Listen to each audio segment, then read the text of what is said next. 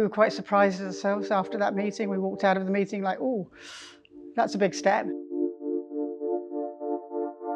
A variety of whisperings went on. Vivian Saunders was very energetic in trying to get some of the girls to turn pro. And there were a number of us who were very keen on it because we wanted to earn money doing something we loved.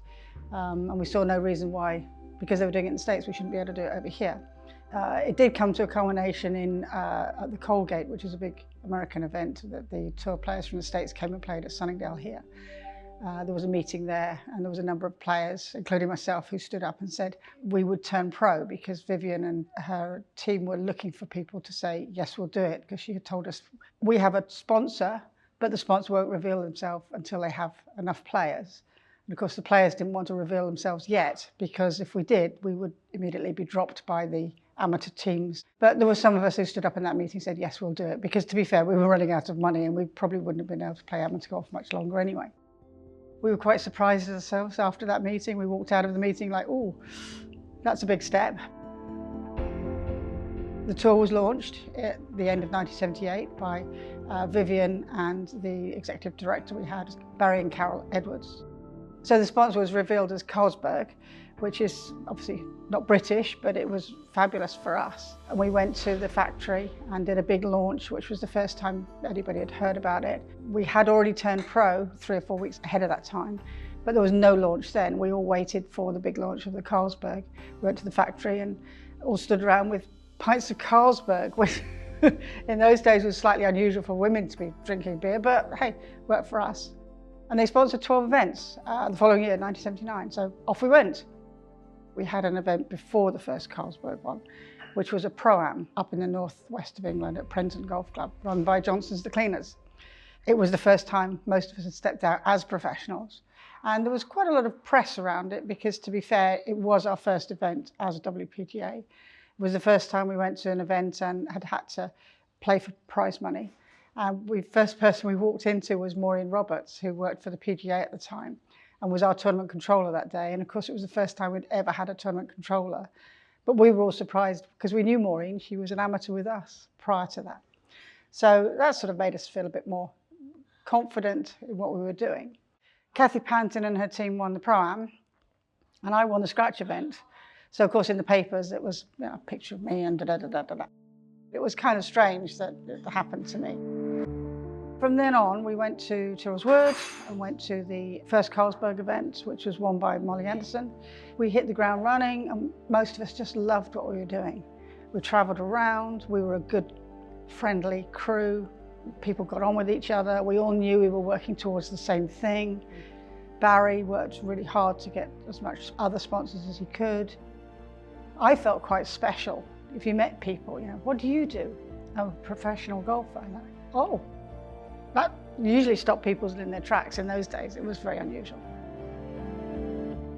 When you're on tour and you're on tour for some time like that, it's such a family group that you get into. Maybe things have changed slightly now because individual players tend to have a team or an entourage with them. We didn't. Our team were our friends who we literally travelled with. Our entourage were the rest of the tour and the administrators. It was quite amazing, when we all travelled and got on a plane together and travelled through an airport together, because it was very noticeable who we were, what we were doing. Got great big golf bags and all the kit that goes with it. I think we knew it at the time, but we definitely know it now.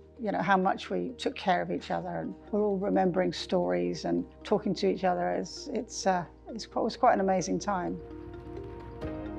We've been wanting to do this for a long time. Unfortunately, we have recently lost, particularly one, Dale Reed, and not so long ago, Debbie Dowling, two of our main players. You just think to yourself, no, we need to see each other.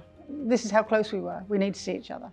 And it is sad in a lot of respects that so many of us have gone such slightly different ways and don't have the opportunity to get together, because we were a very, very close-knit group. It was obviously good when you won a tournament. That was always a big thing. We had some players with some very unusual skills as well. Some could sing, some were good comics, some were very smart people, and yet we're all out there playing golf, trying to get the ball in the hole as quickly as possible. We were big on quick play, by the way.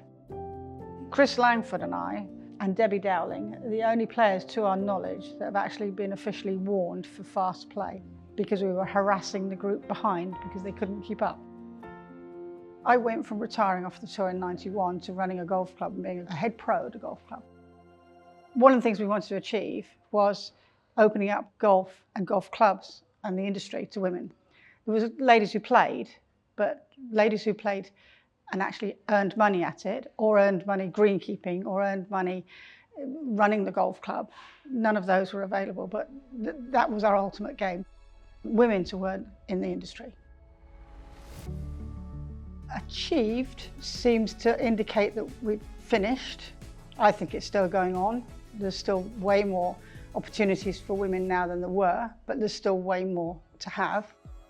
It would be nice to see a high profile, I suppose, within the public's imagination, and a few more named people, like the Lionesses. You know, before they had that huge success, people didn't maybe know their names. They do now, and that's fabulous. Aside from the fact of the money, because it's got more noughts than we had, let's put it that way, I think it's great. They're showing something that can be entertaining, that can be watched by people. It appears much more razzmatazz than we had. You know, there's signage and tented villages and film crews and, you know, caddies. You know, things do get bigger and better.